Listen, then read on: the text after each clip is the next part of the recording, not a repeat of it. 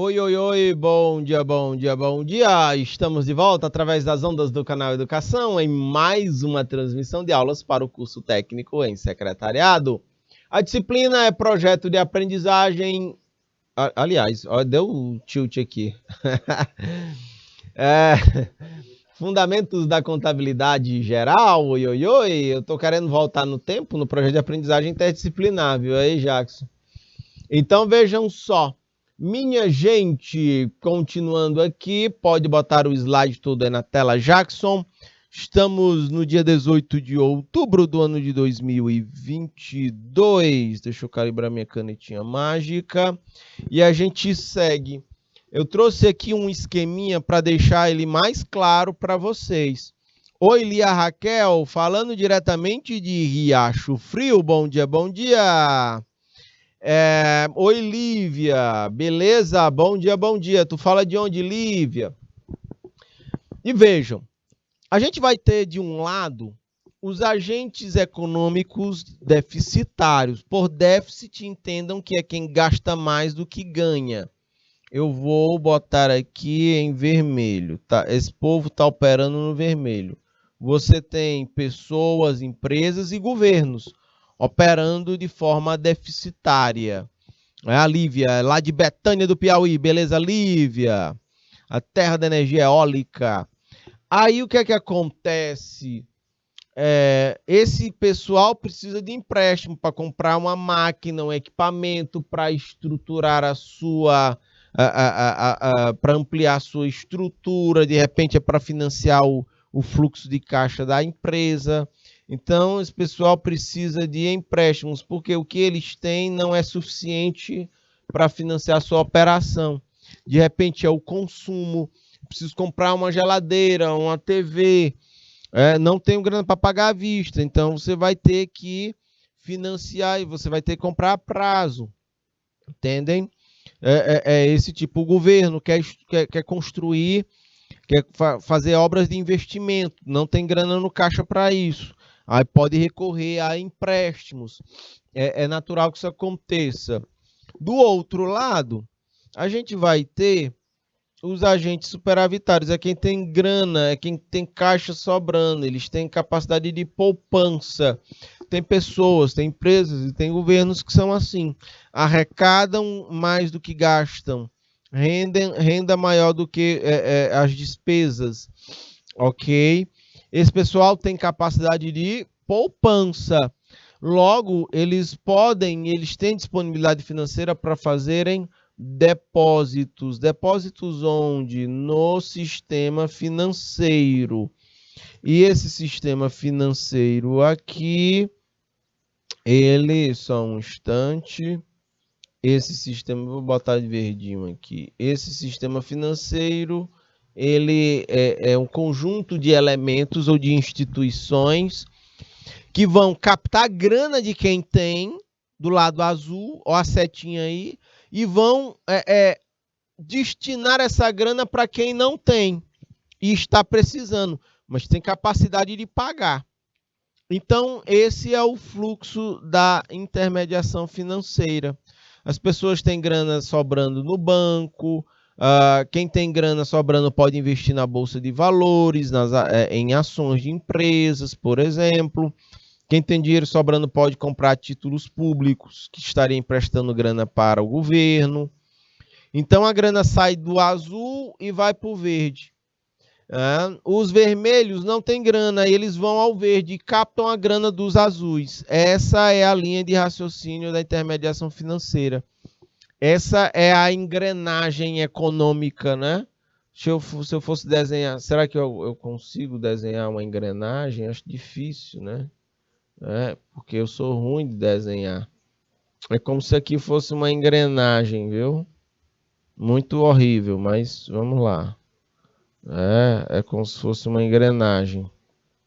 Lembrem-se aqui, eu estou falando com o Jackson ainda agora de bicicleta, né? Como se fosse uma catraca de bicicleta, ó.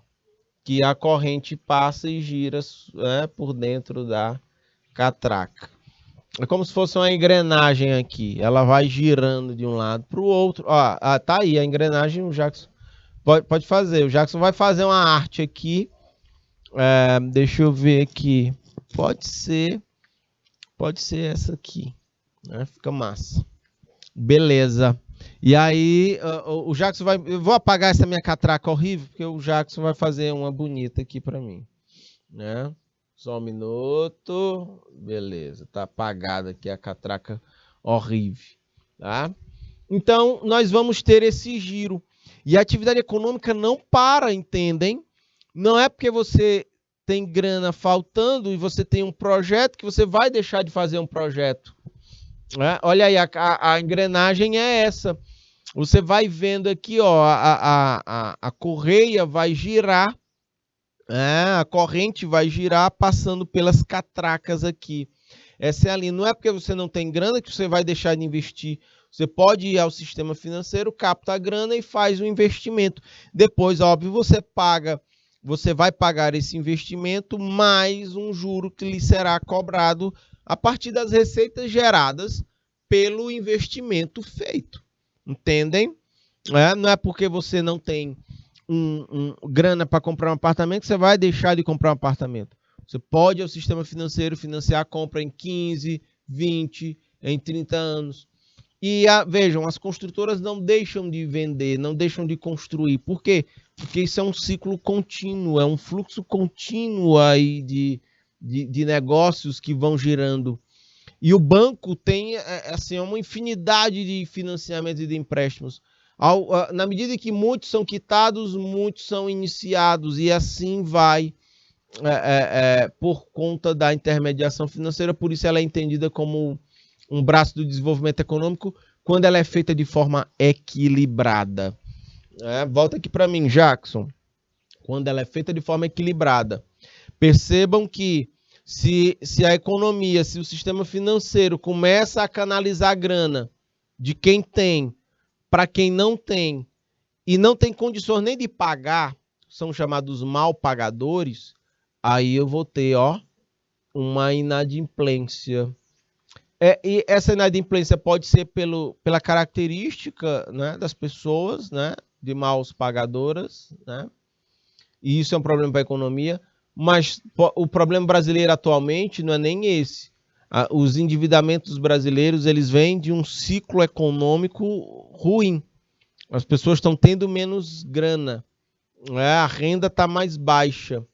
O emprego está até aumentando, mas muito em função do mercado informal de trabalho que remunera menor. E tem gente que está desempregada, trabalhava marido e mulher, está trabalhando só um dos dois. Então a renda da família cai. Né?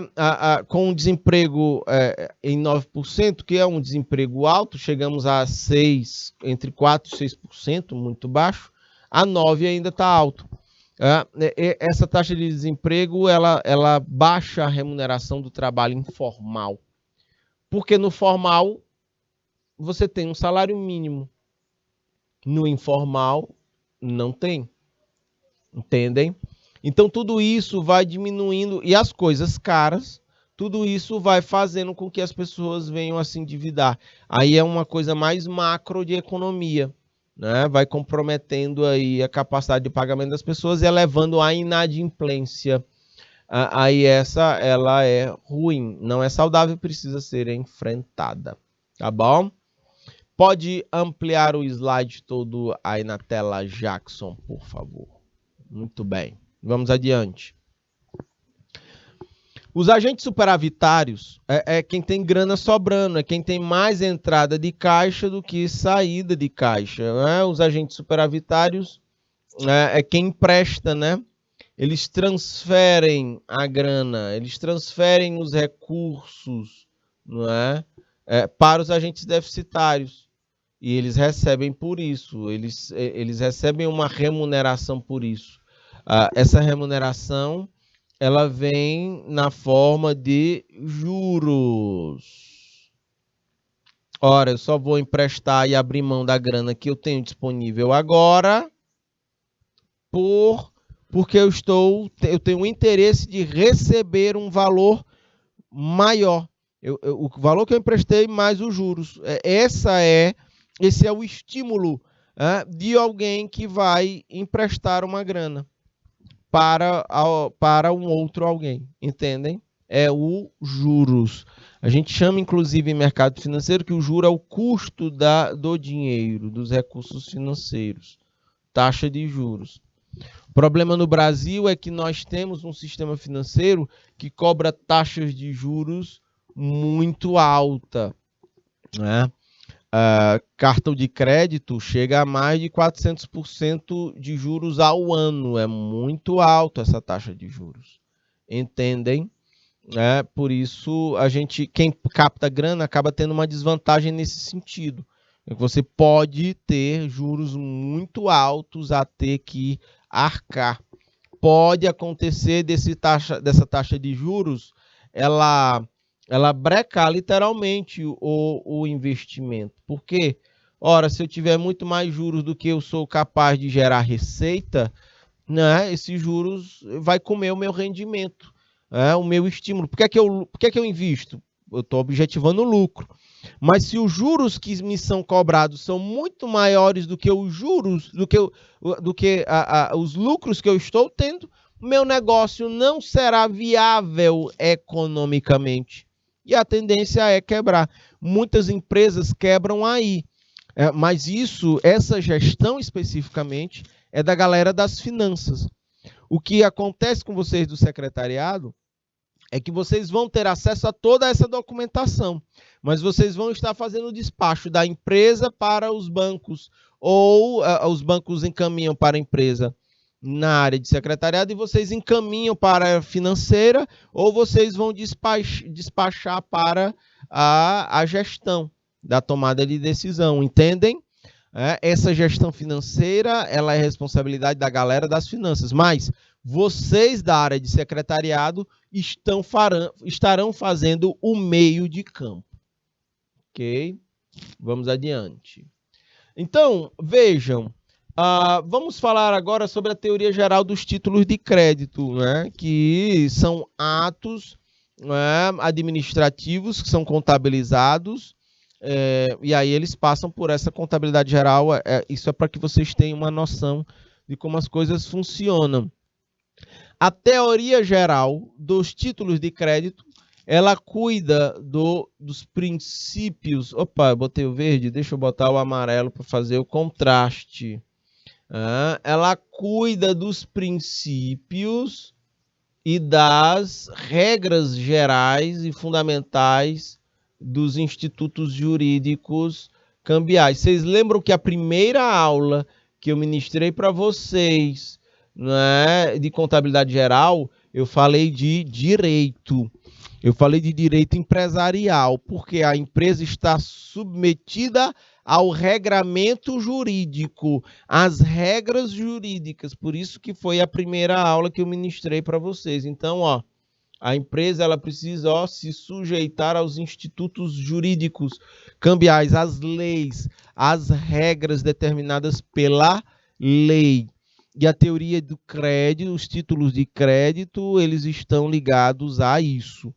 Então, os títulos de crédito, eles são um sub-ramo do direito empresarial, também chamado de direito cambiário. Cambiário vem de câmbio. Não é o meu câmbio de walk-talk. Eu estou falando com vocês, câmbio, né? Não é o meu câmbio de walk-talk. Aí é o câmbio de cambista, de negócios, de compra e de venda, né? Então, o direito cambiário, ele vem daí. Não tem o show, né? O show que a gente quer muito, aí você demora a comprar, quando você vai não tem mais o ingresso lá no posto de venda. Aí você vai ter que comprar na mão do cambista. E o cambista vai vender mais caro do que o que era lá na portaria do show, não é? É bem isso, tá bom? Então, trata sobre letras de câmbio, notas promissórias, leis do cheque, as duplicatas, né? E tudo isso está previsto no Código Civil, né? No artigo 903. Beleza, meus caros futuros técnicos em secretariado? Então, vejam, a palavra crédito, ela vem do latim, significa confiar. Sacam? Vem de confiança. Então, vejam, quando a gente fala lá que a empresa ela tem obrigação para com terceiros, na medida em que ela faz compras a prazo. Compras a prazo, elas estão embutidas essa noção de crédito. E compra a prazo, você está comprando agora para pagar depois, quem está lhe vendendo está baseado em confiança. Tá bom? Beleza? Alexandro, falando da Unidade Escolar Carvalho, Constâncio Carvalho, em Padre Marcos. Dessa forma, minha gente, o crédito, ele oferece a possibilidade da empresa, da pessoa ou do governo de consumo imediato pelo seu tomador em relação à compra de um produto ou de um serviço.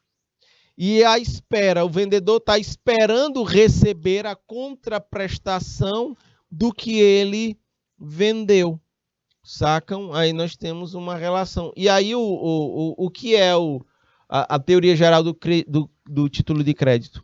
É que são as leis que vão regular essas relações aqui. Essas transações econômicas ou financeiras de quem compra a prazo para usufruir, para gozar do uso agora, mas que gera uma obrigação de pagamento lá na frente para quem vendeu.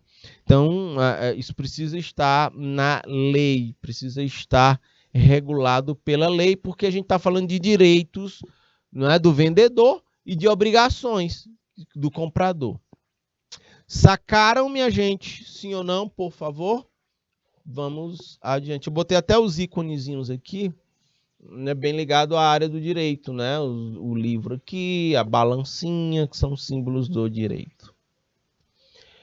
Com isso, o crédito ele possibilita essa circulação de riquezas sem a necessidade do pagamento imediato. Lembrem lá da história da engrenagem. A economia não para porque o crédito possibilita que ainda assim ocorram transações econômicas e financeiras, não é, sem a necessidade do pagamento imediato. Óbvio, este contrato ele precisa ele precisa estar respaldado. Ele precisa ter povo de Belém do Piauí, de Campo Largo, o povo de Alvorada do Gurgueia, de Seu Arco Verde, de Fartura do Piauí, de Dom Inocêncio. Precisa ter fundamento. A pessoa precisa ter fluxo de caixa para pagar ao longo prazo. Entendem? Por isso que você precisa comprovar que tem capacidade de pagamento para poder acessar uma linha de crédito para adquirir algo. Seja para comprar um carro, um apartamento, um lote de casa, ou uma empresa que pretende captar grana no mercado financeiro para ampliar sua estrutura. Ela precisa demonstrar que tem caixa suficiente para, ao longo do tempo, estar financiando a contratação daquele crédito. Ok? Também tem empresas que, volta aqui para mim, Jackson, tem empresas que não gostam de trabalhar com a ampliação do seu nível de endividamento. Né? Tem empresa que opera assim. Então, o que é que ela faz? Ela só gosta de trabalhar com recursos próprios. E esses recursos próprios nem sempre estão completamente disponíveis. Então, tem empresa que começa uma obra, né, de ampliação da sua estrutura, aí não tem mais caixa para financiar a obra. Aí ela dá uma parada, aí fica um tempo parado, entrou caixa de novo, ganhando no caixa, aí ela continua. Então, pode ser que aconteça de a obra parar várias vezes, ela não consegue obedecer um cronograma, porque ela está dependendo da disponibilidade de caixa.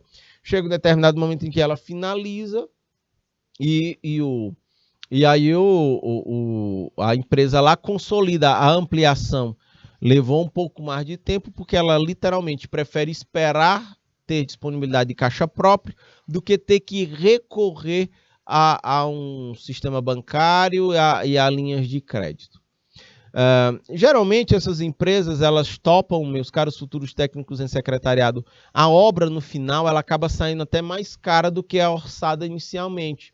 Porque como o prazo demora um pouco mais, por conta da disponibilidade de caixa próprio, das fontes próprias de financiamento dessa obra, nesse meio tempo o material de construção pode ficar mais caro, nesse meio tempo, então vai encarecendo o custo da obra.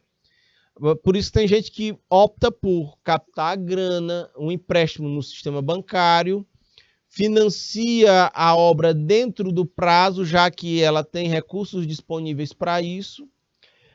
O valor orçado é muito similar ao valor realizado e a empresa já começa a operar, gerar caixa e ela tem recursos suficientes para retirar seu lucro e pagar o empréstimo que foi realizado, e ainda assim ela opera no azul, ok? Mas isso vai muito da gestão, vai muito da mentalidade de quem está na gestão da empresa. Se você está mais aberto, óbvio, né, que se você bota grana, se você capta grana no sistema financeiro, é óbvio que você se expõe a riscos maiores. Se você trabalha com capital próprio, né, você está optando por, você está avesso a esse tipo de risco, ok? De aumento do grau de endividamento, entendem? E aí vocês, qual é a sacada de a gente estar discutindo isso? É que vocês vão estar trabalhando na área de secretaria, independente de a empresa ser agropecuária, trabalhar no setor industrial, no comércio ou prestação de serviços, mas vocês serão profissionais da área de secretariado com essa noção.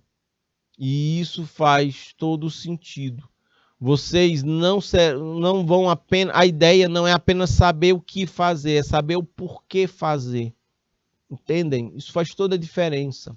Pode ampliar o slide todo aí na tela, Jackson, por favor. Então, assim, vejam, cuida-se da troca, né? Quando se fala de crédito, cuida-se da troca de uma prestação atual por uma prestação futura. Ok. Com base na confiança de uma parte para com a outra. Quando o ente público capta grana através de um empréstimo, ele está dando como garantias para o credor de que vai pagar, com base na confiança, com base no futuro. Por exemplo, receitas futuras. Entradas de grana através de cobranças de impostos, de vendas de ativos e por aí vai, ok? A arrecadação de impostos, você pode nem cobrar impostos novos, mas se a atividade econômica cresce, o governo também arrecada mais. Então, entra nessa vibe. O dinheiro, minha gente, ele meus caros futuros técnicos em secretariado, ele é uma forma de troca aceita por todo mundo. A grana, ó. Dinheiro é aceita por todo mundo. Os dinheiros geralmente validados. O que é que a gente está tendo? A gente vive um momento muito curioso, porque vocês vão ver de vez em quando na televisão tratando de um certo assunto chamado criptomoeda. São as moedas digitais, Bitcoin, Litecoin e por aí vai. E quando a gente fala de criptomoeda, este é um mercado que ainda busca validação. A criptomoeda ela não é largamente aceita na economia. Ela não é aceita por todos. Por isso que ela ainda está em fase de construção de reputação. As criptomoedas estão em busca disso aqui, ó. Vou até marcar com marca-texto vermelhinho, de confiança. As pessoas ainda não confiam plenamente nas criptomoedas, ok? Mas isso é um processo de construção, faz parte do processo. Eu vejo como um mercado extremamente interessante. Por que é que falta confiança nas cripto ainda? É por questão de legislação. Como é um mercado muito novo, disruptivo, não é? Então, ainda o mercado, a legislação ainda não conseguiu acompanhar isso, no sentido de dar mais garantias para quem entra e investe em cripto. Mas é um mercado que está em processo de amadurecimento, literalmente. Okay? Então, vejo como uma interessante oportunidade, né, para alguns investidores que têm mais tolerância ao risco, ok? Mas voltando aqui para o dinheiro convencional, ele é a forma de troca aceita por todos. E ele é um método para se adquirir mercadorias e serviços. Você tem grana, você paga. Por essa característica, é que nós somos chamados de uma economia monetária. Nós somos uma economia monetária. Opa, deixa eu botar o amarelo.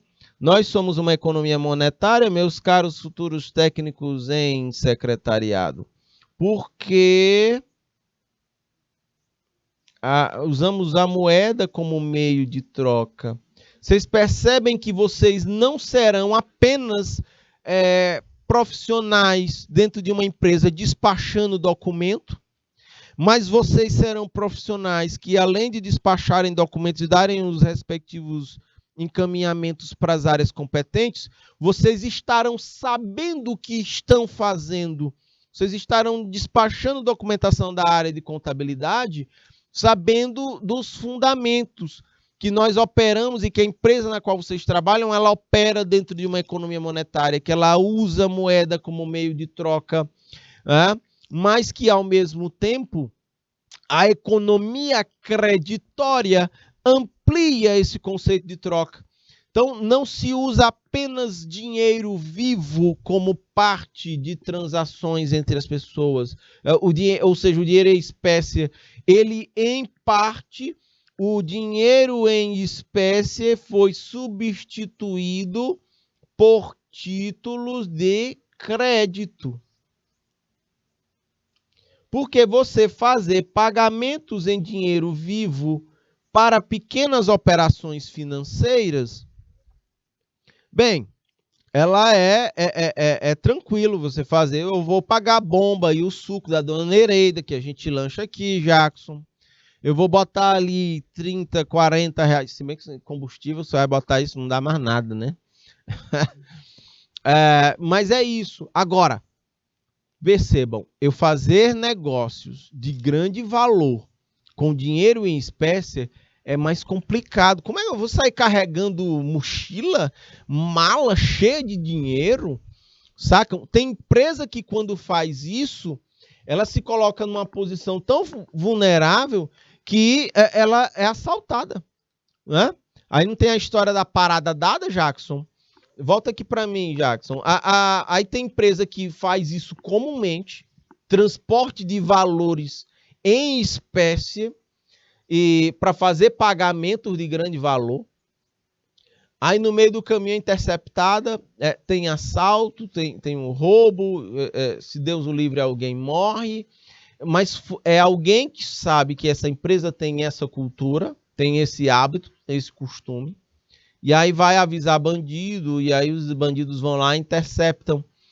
É um risco muito grande, minha gente, você mexer com isso. Então, por isso que negociações envolvendo grandes valores em espécie, em dinheiro vivo, é complicado até rastrear. Se for dinheiro ilegal, é difícil até rastrear. Aí tem gente que prefere usar dinheiro vivo, né? Nesse sentido, para fazer as transações. Porque quando você faz usando títulos de crédito, está tudo registrado nas plataformas digitais, né? Dos bancos, né? Do sistema financeiro. Então a gente está acompanhando a movimentação de onde o dinheiro veio, para onde ele foi. Até para fins de fisco e de governo fiscalizar e cobrar impostos, imposto de renda, é mais facilitado dessa forma, entendem? Então, essa é a pegada. É natural que na economia e com o avanço das coisas, a gente deixe de usar. Já ninguém faz. A grande maioria não faz. Transações de grandes valores com dinheiro em espécie em recursos, né? Quem é que faz isso? É muito difícil, né? Não é para se fazer, não é recomendável se fazer isso.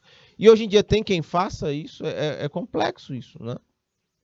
Se você tem toda uma facilidade de outra forma. Então, pode ampliar o slide todo aí na tela, Jackson, por favor. Olhem aqui como é a sacada. Eu quero mostrar para vocês esse mapinha mental para tentar explicar isso. Como é que acontecia antigamente? Quero mostrar para vocês como foi que surgiu essa história de crédito na economia. Olhem só. A pessoa, né, o Jackson, tinha essa quantidade de grana aqui. Deixa eu botar o verdinho aqui. O Jackson tinha essa quantidade de grana aqui. Viu? Ele está dizendo para botar vermelho, né? Deixa o verde. Aí ele bota, né, antigamente, a moeda que circulava de forma mais primitiva era só em espécie. Era só dinheiro vivo, em ouro ou prata. Aí o Jackson com ouro em prata, estou falando de Idade Média, ele botava a grana nesse negócio aqui que era a casa de custódia. Era chamada, né? Casa de custódia. Custódia de valores. A casa de custódia guardava a grana do Jackson e dava para ele, ó, certificado de depósito. Esses documentos aqui, eles serviam para comprovar que o Jackson tinha essa quantidade de ouro guardado na casa de custódia. Sacam? E o Jackson começava a comprar as coisas usando esse papel, para não ter que andar com dinheiro. Sabe, Jackson?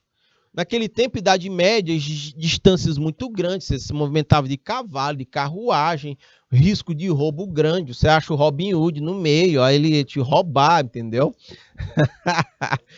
É melhor evitar. Então, o Jackson usava os papeizinhos aí, e como todo mundo, eles eram aceitos, o pessoal comerciante, esse papel é daquela casa de custódia, se ela está dizendo que o Jackson tem grana aí, então eu vou aceitar como forma de pagamento, porque o dono do comércio, quando quisesse ouro, ele ia direto na casa de custódia e recebia o ouro, deixava o certificado de depósito e recebia a quantidade de ouro. Havia confiança nesse momento.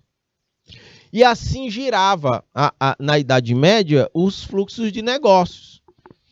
Óbvio que essa casa de custódia, ela cobrava um valor para custodiar, para guardar os metais preciosos, né, das pessoas. O detalhe é que olhem o que é que está acontecendo. Olha a diferença dessa figura primeira para essa figura segunda. Ó, vou voltar aqui para a primeira. Olha a quantidade de ouro. Eu tenho 3 montes de ouro ali em cima, que eu circulei. E tenho 3 certificados de depósito. O Jackson não sacava. Os bancos, as casas de custódia começaram a perceber que o Jackson, que ninguém sacava tudo ao mesmo tempo. Se sacava era um valor e deixava outro, ficava um valor reservado. Poupança. Dinheiro sobrando, sobra de caixa, e que ficava parado. Aí foi que as casas de custódia fizeram, com a mesma quantidade de ouro guardada, olha o tanto de título de certificado de depósito aqui. Os bancos começaram a emprestar o dinheiro dos clientes. Eu continuava com as mesmas 3 quantidades de ouro aqui do Jackson. Mas olhem quantos certificados tem aqui. O Jackson não sacava tudo, então o banco ia emprestando. Além dos 3, ele emprestou mais 3. E aqui começa esse sistema de créditos. É o marco fundamental do direito cambiário. Isso se deu... vejam, quando isso aqui aconteceu, minha gente, eu tenho mais certificado de depósito circulando do que eu tenho... Opa... Fecha essa caixinha aqui, Jackson. Eu descartar, manter... Opa... Aqui, beleza. Então, eu tenho mais certificados circulando do que eu tenho ouro guardado na casa de custódia. É como se, vejam só, deixa eu fazer uma outra correlação aqui. Beleza. Deixa eu fazer uma outra correlação aqui, beleza. Pode passar. Aí. Essa primeira imagem é como se eu tivesse na minha conta bancária esse dinheiro e os certificados de depósito fossem cheques. Percebam que cada cheque que eu emito corresponde a uma quantidade de dinheiro ali guardada de metal precioso no banco. Tem fundo. Cada cheque, eu só emito 3 cheques, porque eles correspondem a 3 quantidades de ouro. Tem fundo o meu cheque. O detalhe é que agora, se eu tenho mais cheques circulando do que eu tenho dinheiro guardado no banco, tem 3 cheques aí que não tem fundo. Sacam isso? E essa coisa começou a ser usada largamente. Os bancos os casas de custódia, que são os bancos da época, começaram a ampliar isso aqui. Então eu começava a ter cheques sem fundo circulando no mercado. E quando todo mundo corre ao mesmo tempo para trocar o cheque, não tem dinheiro para todo mundo. Esse sistema não foi sustentável. Entendem? Deixa eu colocar aqui. Ele não foi sustentável, isso aqui. E aí foi um marco em 1930, quando em Genebra tentou-se uniformizar essas regras. A gente até foi criado os bancos centrais, porque se fosse deixar pelos bancos, eles iam continuar fazendo isso sem maiores controles. Os bancos centrais agora é quem emitem moeda, não é mais cada banco emitindo a sua quantidade de moeda. Agora são os bancos centrais quem fazem isso, tá bom? Aqui tem algumas expressões desses títulos de crédito ou de expressões cambiárias que a gente usa correntemente no mercado ou que a gente usa nas transações econômicas, como sacar. Significa emitir o título. Né? Opa, deixa eu botar a marca texto e o amarelo. Sacar, emitir o título. Pode ser descontar, abater ou descontar da conta bancária. Sacam isso? Deixa eu circular isso aqui que fica melhor para o entendimento de vocês. O sacar aqui, ele significa abater ou descontar da conta bancária. Toda vez que eu saco uma grana da minha conta bancária, eu estou reduzindo o valor que lá está registrado, entendem? Estou sacando.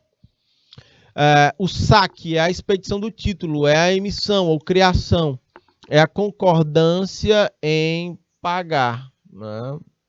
Esse aqui é um outro. Aqui é como se fosse um pequeno dicionário, vamos dizer assim, de expressões cambiárias. O sacador é o emitente, né? É quem cria o título. Ele saca, por exemplo, a letra de câmbio, dando a ordem para o sacado pagar determinado valor em determinada data. Então eu tenho alguns termos aqui, ó, sacar, saque e sacador, que fazem parte, né, desse processo. Vamos adiante. Né?